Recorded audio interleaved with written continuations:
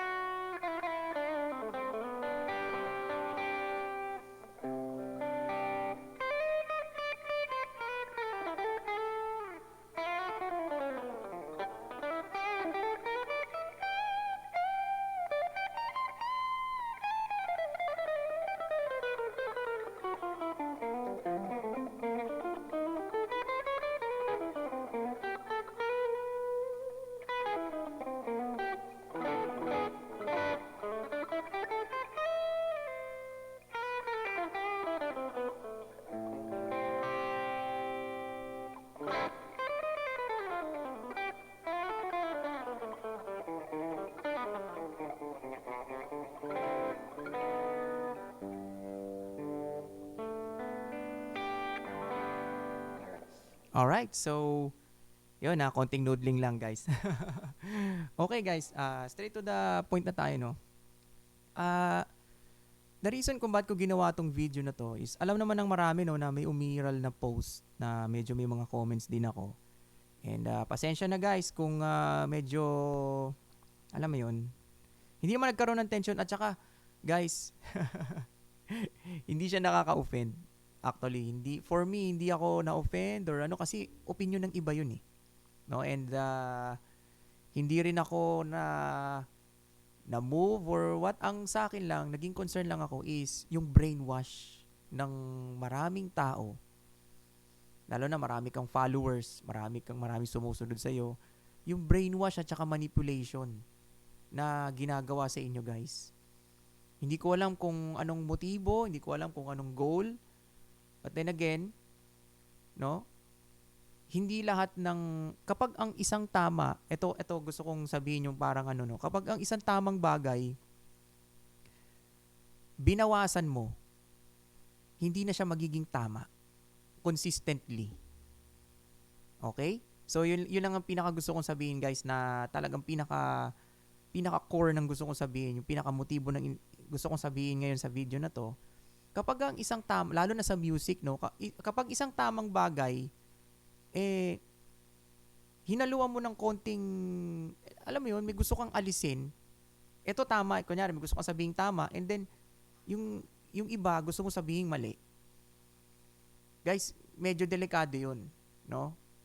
You have to check. Kailangan i-check natin kung magiging helpful ba yun sa atin or hindi. Kung magiging helpful sa'yo, walang problema.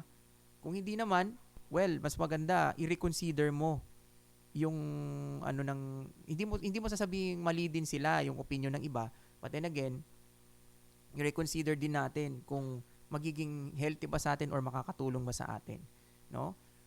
And guys, gusto ko sabihin na etong gitara, it's a free instrument, no? It's a free instrument, ibig sabihin, hindi siya kagaya ng sasakyan or na pag minaneho mo, meron siyang definite na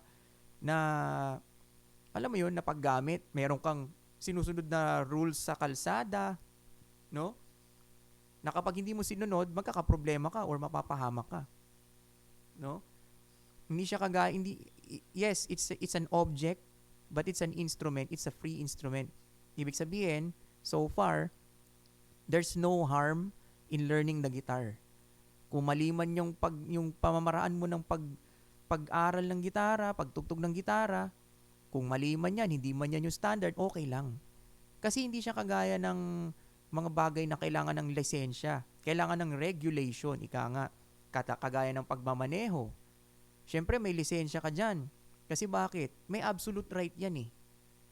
Meron kang rules and regulations, meron kang traffic rules, meron kang road signs, meron kang kalsada na kailangan mo sundin ng tama dahil kapag hindi mo sinunod ng tama, maaring mag-end up ka sa kulungan, maaring mag-end up ka sa hospital or somewhere else na medyo hindi maganda, delikado. It's about no how life threatening a situation is, no? So ang gusto ko sabihin sa gitara, guys, lahat tayo meron tayong iba-ibang way ng pag-aaral nito.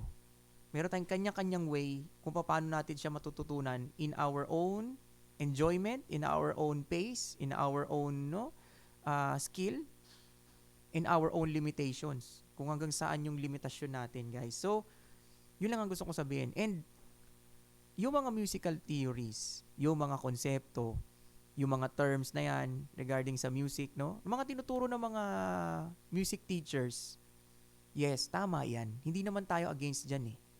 It's just that, eto nga, gaya nga na sinabi ko kanina, hindi ito kagaya ng nagmamaneho ka ng sasakyan or nag-aaral ka ng medisina na mayroong siyang absolute right na kailangan mo talagang sundin yung procedure. Kasi pag hindi, may mamamatay. Kagaya nga nasabi ko, pag hindi mo sinunod yung procedure ng mga licensing body of knowledge, kagaya ng driving, medicine, kahit nga abogado may mapapahamak. Which is wala namang ganun sa gitara, guys Kung, eto guys, let this encourage you, no? Kung ikaw yung tao na wala kang tamang aral, wala kang tamang procedure, hindi mo alam, pwede ka magtanong sa mga music teachers It's just that, yung mga tinuturo na music teachers, kung hindi mo man masunod lahat perfectly, hindi ka mapapahamak. Hindi ka magkakasakit, o hindi ka makukulong, hindi ka, 'di ba? So, ang gusto ko sabihin dito, there is walang pwedeng magsabi sa iyo, walang pwedeng mag-force sa iyo na ito dapat ang dapat mong gawin sa gitara. Kung hindi, big deal 'yon. It's not the end of the world. Kaya nga tayo matanooding guitar player kasi free player tayo. And nag-share ako ng mga content dito about sa scales, about sa music theory. No? Hindi para i-force yun sa iba na ito yung tama. Hindi. Ito yung nag-work sa akin and sana makatulong sa inyo. I always say that I always say that. Hindi ko sinasabi na, kaya hindi ko kailanman sinasabi sa ibang tao na kagaya ng ibang nagpo-post, no? Kagaya ng gusto ko sabihin ngayon, guys, na mag-aral kayo ng basic, ito yung dapat yung aralin kasi ganyan yan, kasi ganito talaga dapat yan, no? And I respect na nag-aral yung ibang mga nagtuturo dyan. But then again, kagaya nga na sinabi ko, uulitin ko na naman, there is no harm if sa gitara, there is no harm kapag mayroon kang maling practice dito. Hindi ka mapupunta sa ospital, hindi ka makukulong, no? Walang lisensya ang pag-aaral ng gitara. So, this is a free instrument. You can learn it in any way you want. Mali man niya, wala man yan sa standard procedures, wala man yan sa mga standard na aral, ikaw ang bahala. Basta kung saan ang nag-work sa'yo, kung anong pamamaraan ang gusto mo matutunan nito, gawin mo. Guys, isang patunay niyan, meron nga natuto ng gitara na paa ang ginagamit Meron nga natutong gitara, hindi nga kompleto yung daliri May tamang posisyon ba ng gitara yon? Wala. So why would you pay thousands sa mga tao na magtuturo sa inyo ng tamang positioning? Walang masama doon. Why would you study those? Kasi para mapadali at maitama lang yung pag-aaral, yung pamamaraan ng ng pagpa-practice mo sa gitara or para matutunan mo ng mas maayos. But then again, hindi mo man masunod yun, it's not gonna harm you, guys. And it's not the end of the world kung meron kang wrong practice sa gitara. Hindi naman ito ng kagaya ng driving na pag may bad habits ka, bangga ka talaga eh. Pag di ka sumusunod sa traffic rules, mababangga ka talaga, mapapahamak ka, makukulong ka pa, or either mag-end ka sa hospital. See? You will never end up in a hospital or in prison sa pagtutugtog ng skala, sa pag-i-improvise. No, kung mali man yung pamamaraan mo sa pag-aaral ng gitara, it's not gonna harm you guys. Kaya, let this encourage you. You can learn all you want here. You can listen to every other musicians or music teachers. But then again, walang pressure kung hindi mo sila masunod perfectly. Walang pressure dyan. No? So, yun ang isang bagay na gusto kong sabihin. And isa pang bagay, no, na talagang pinaka gusto kong sabihin ngayon is all about improvisation. No? Guys, ang improvisation, kasi ito guys bago natin na bago tayo magbigay ng isang pahayag or bago tayo mag-jump into conclusion sa isang word, sa isang bagay, make sure na alam natin yung basic terminology niyan. Kung saan ba from the word itself, kung saan ba galing yan. Yun guys, hindi natin kailangan pag-aralan yun eh. Yung word na improvisation, saan siya galing? From the word itself, improve. 'Di ba? Improvisation, napaka kumbaga sabi nga, kasi nga yun nga guys, kung alam niyo yung post na yun, umiiral yung post na yun. Ewan ko kung sikat na yun, siguro sikat na kasi marami silang followers. So, word itself, improvisation, nanggagaling niya sa word na improve. No? So, ang sinabi kasi na nag-post na yun, improvisation is not music, or baliktarin natin, music ay hindi improvisation, yun yung pagkakasabi niya. Ang music ay hindi improvisation, and opinion niya yun guys. Well, ang dating sa akin, hindi nakaka-offend, kasi opinion niya yun eh. Ang dating sa akin, nakakatawa siya, kasi bakit? Bakit mo, ang tanong is, ibang bagay ang improvisation at ibang bagay ang music. No? But then again, ito yung point eh. Hindi ibig sabihin na magkaiba yung bagay, magkaiba yung parehas na bagay, hindi ibig sabihin hindi mo na sila pwedeng pagsamahin. At pwede mo nang i-disregard ang isang bagay na to dahil hindi siya katulad nitong bagay na to. Nagets nyo? Ito isang example guys ha. Yung brain, iba ba siya sa kidney? Kayo sumagot dyan guys. Spelling pa lang magkaiba na. Magkaibang organs yan. Pero, sa tingin mo ba magpa-function ng brain kung walang kidney? Yan ang isang makulit na tanong dyan. No? Sa tingin mo ba magpo-function ang brain kung walang kidney? At magpo-function din ba ang kidney kung walang brain?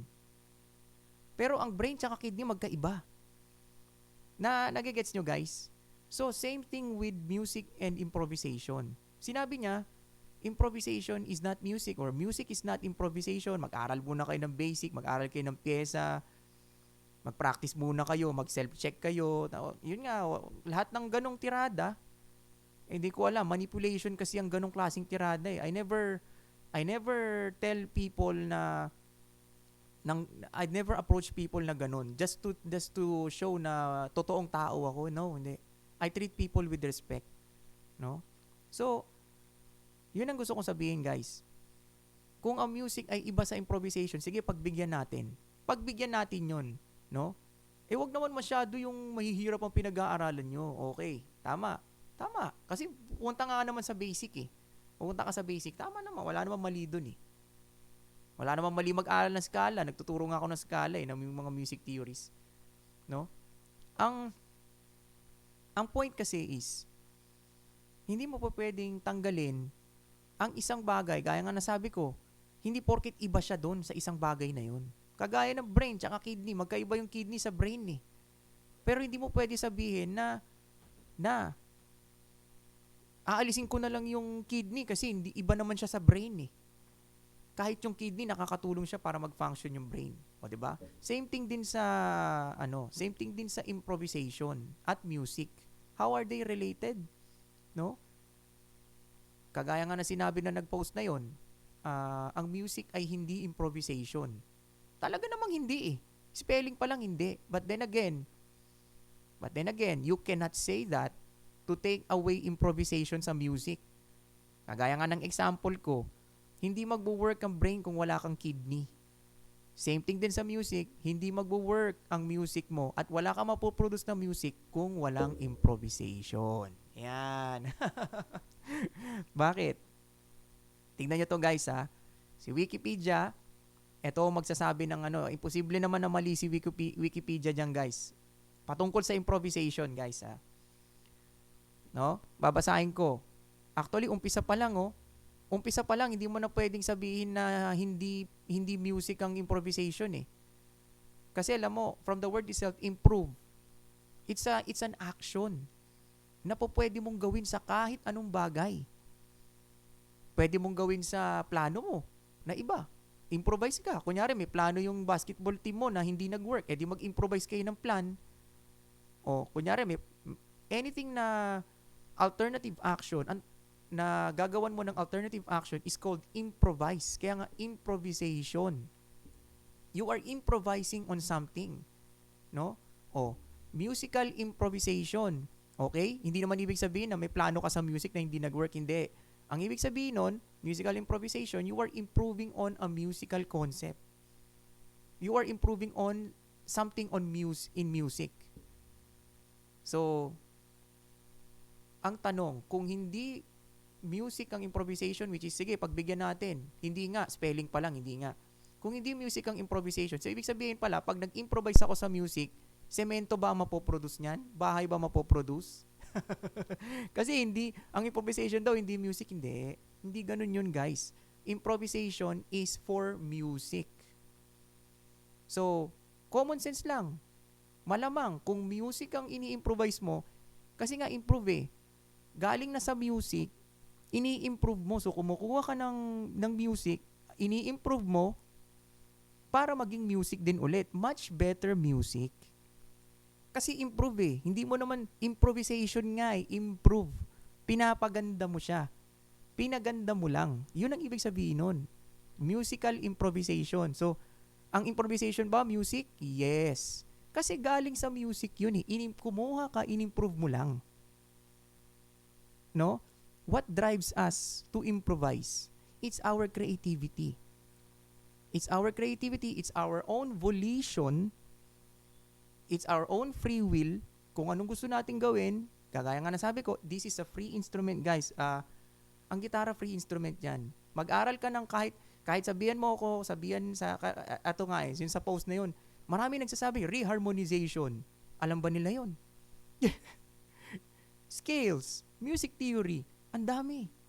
Ang daming nagsasabi. Inaantay ko na lang yung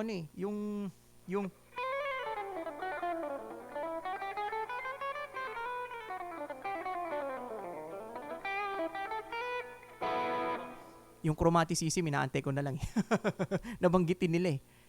Kahit anong banggit mo na ilang musical concepts at sasabihin mo, kailangan aralin mo muna yan. Ang tanong, paano mo siya aaralin kung hindi ka mag-i-improvise? No? Kasi improvisation is improving on something. Kukuha ka ng isang musical concept and i-improve mo. Pwedeng gawin mong kanta, pwede mong gawin mong practice, pwede mong gawing improvisation is an action, no? Ito, babasahin ko yung Wikipedia, no? Musical improvisation, also known as musical extemporization. Ini-extemporize mo siya. Is the creative, word pa lang guys, is the creative activity of immediate, in the moment. Ibig sabihin, in the moment, no? Pag tumugtog ka, laging in the moment yan, guys. Lagi nyo intindihin. Ang in the moment, hindi ibig sabihin may taong nanonood sa'yo, on the spot, in the moment ka. Hindi. Laging in the moment yan. Bakit? Kasi yung tinutugtog mo ba, galing ba kahapon yan? Hindi. Laging on the spot yan. Pag tinugtog ko yung G, Hindi yan yung G na naisip ko kahapon. Ito yung G na naisip ko ngayon. Kaya siya tinawag na in the moment. Kaya ang tugtog, lagi siyang in the moment. No? May tao man na nanonood sa'yo o wala. Lagi siyang in the moment. So, ibig sabihin, pag tipa mo pa lang ng gitara, nagsisimula ka ng mag-improvise. Kasi in the moment, basta nag-isip ka na, mayroon kang gustong tugtugin sa gitara, nasa isip mo pa lang, is the creative activity. Ibig sabihin, nagkaroon na ng action sa isip mo na mag-create ng isang melody, mag-create ng isang music, no? At tinugtog mo na, improvisation ka na. Ayan, nasa definition na ng improvisation, Tapos, nakalagay pa dyan, musical composition. Sinabi nung nag-post, tumugtog ka muna ng pyesa. Tumugtog ka muna wala namang mali sa pagtugtog ng pyesa, guys, Ang mali, aalisin mo yung improvisation at puro katutugtog ka ng musical composition. Okay? Bakit siya naging mali?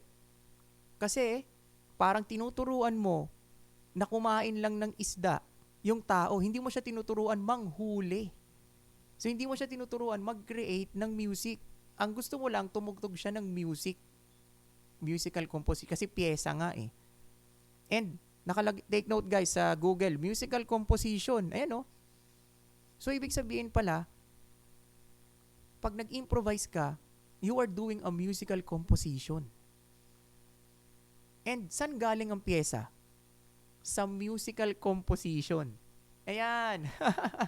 Guys, dapat maintindihan natin na hindi mo po pwedeng alisin ang improvisation kasi yan ang gumagawa ng pyesa na tinutugtog mo. Yan ang gumagawa ng mga pyesa, ng mga kanta, ng mga adlib, ng mga solo, guitar solo na tinutugtog mo. And biglang merong music teacher na magsasabi sa'yo na pyesa lang ang tugtugin mo. Huwag ka mag-improvise. Ba't ba kayo nag-i-improvise? Tumugtog muna kayo ng pyesa. Wala namang mali doon Walang mali doon, pero pag ginawa mo yun, may kulang sa'yo. Magkakaroon ka ng kulang. Ano yun? Guys, babalik na naman ako sa sinabi ko. This is a free instrument.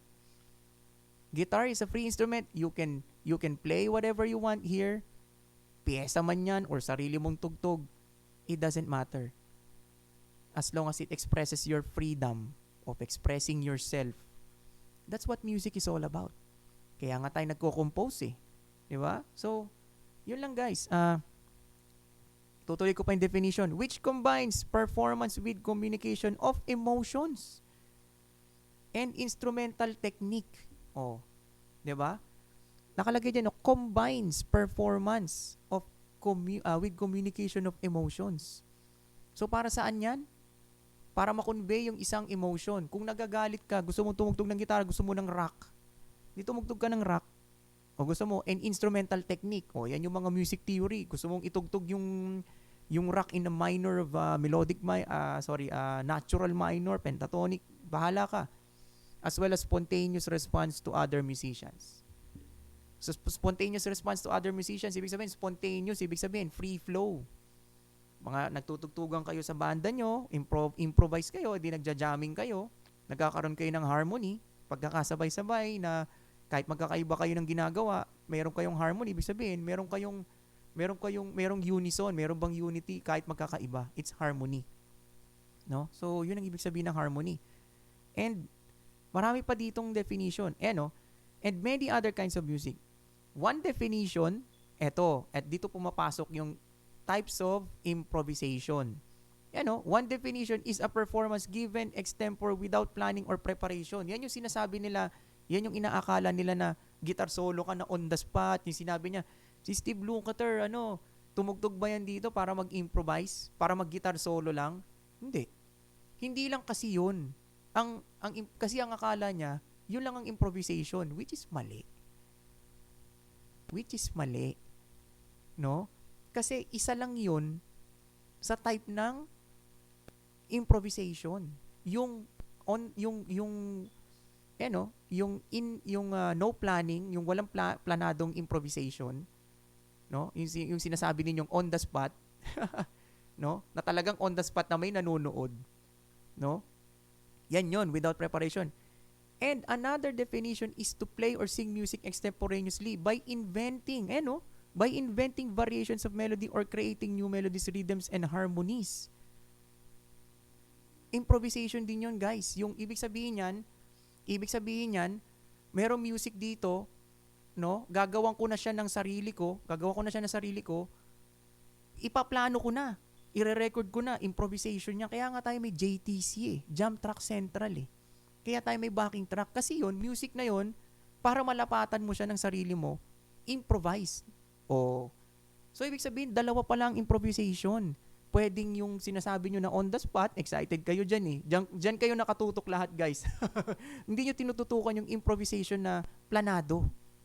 So, unplanned and pre-planned pala ang improvisation. Biruin mo, Wikipedia na ang nagsabi. No? So, ibig sabihin, improvisation can be a piece. Kung ifo-formalize mo siya, isusulat mo siya bilang pyesa at itutugtog mo sa stage. Ngayon, that solves the issue nung manipulation nung nag-post na yon na nandito kayo para tumugtog ng pyesa. Yes. Tama naman But then again, yung pyesa na yon is made by improvisation. Kaya hindi mo pwede sabihin na hindi music ang improvisation. Bakit? Kasi yung improvisation, it's an act of improving on something. Babalik na naman ako sa sinabi ko. Kukuha ka sa music at i-improve mo at gagawin mo ulit na music. I-reinvent mo siya. So, ibig sabihin, saan galing yung improvisation? Yes, yung improvisation, it's an act. But then again, musical improvisation yung gusto mong sabihin, no? So, improvisation on music is music. Diba? So, ang improvisation, hindi lang siya guitar solo. Hindi lang siya yung, kasi ang kadalasang ang perception ng gitara mga gitarista guitar solo daw ang improvisation. No, hindi. Tignan mo dito sa definition lang ng musical improvisation. Nandyan lahat yan, guys. And, ako, mag-share ako nung how I improvise on a certain concept. Pero, yun nga, gaya ng sabi ko, huwag kayong maniwala sa mga ibang nagsasabi na hindi porket mayroong alam mo yun, mayroong mas higit sa'yo, pwede niya nang diktahan. Lalo na sa gitara, guys. Free instrument to. Pwede na niyang diktahan kung ano dapat ang maging takbo ng pag-aaral mo sa gitara. Pwede ka lang niyang i-guide. But then again, no one can manipulate your freedom in playing this instrument. You can learn it however you want. There are rules there. There are music theories. There are musical concepts you can follow. But then again, yung learning mo, it's all on you. Diskarte mo yan. Di ba? And isa pang bagay ito, huli na lang. Guys, pag may nagsasabi na kailangan mag-start ka muna sa scale, kailangan mag-start ka muna sa music theory, kailangan mag-start ka muna, hindi mo muna yun bago ka mag-improvise. Mali. Bakit? Sabi dito sa definition, another definition is to play or sing extemporaneously or by inventing variations on a melody or creating new melodies, rhythms, and harmonies. Okay. Bibigyan ko kayo ng isang example, guys, na pag nag-aaral ka ng skala, nag-i-improvise ka na. Papakita ko sa inyo, guys, Kunyari may major scale. No, major scale ng C kasi baka mamaya pag key of D, hindi na daw do, re, mi. Okay? So, key of C tayo.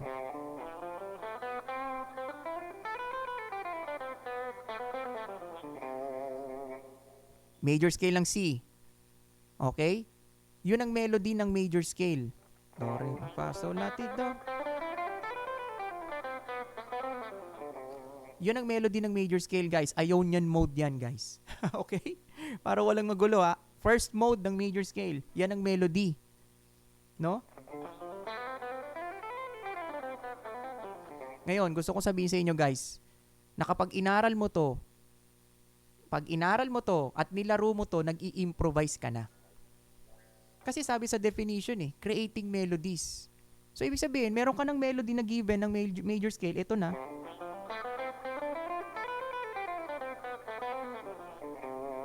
Yan ang melody. Kapag sinimulan mo na siyang ganito,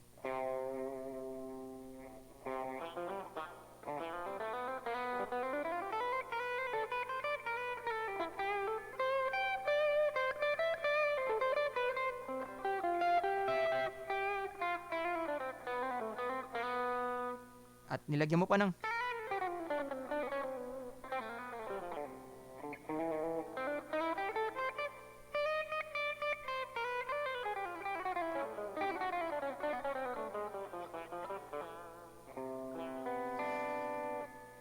So guys, kapag ini-start mo nang in-explore ang melody at iniba mo na yung melody na given na yon, ng major scale na yon, melody ng scala na yon, at ginawa mo na yung kagaya ng ginawa ko kanina, nag-i-improvise ka na. So, ang tanong, no? Doon sa nagsasabi na, kailangan mag-aral ka muna ng scala.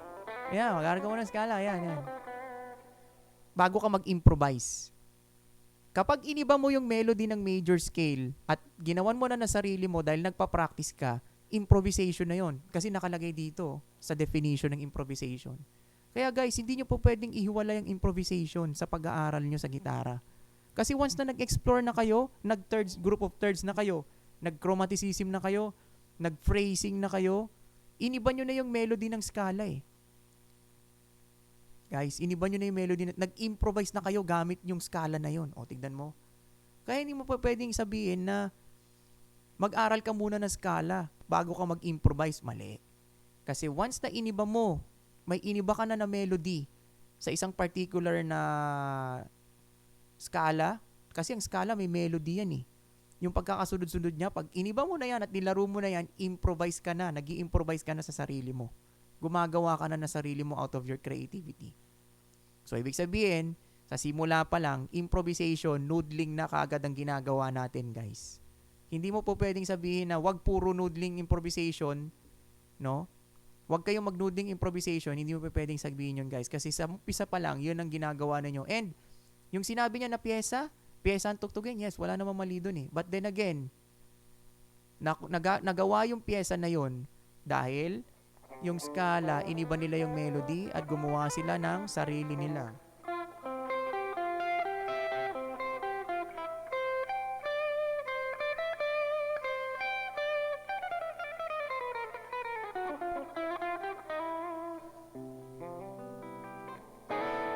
So, dahil iniba nila yung melody ng scala, naka-form sila ng improvised melody nila.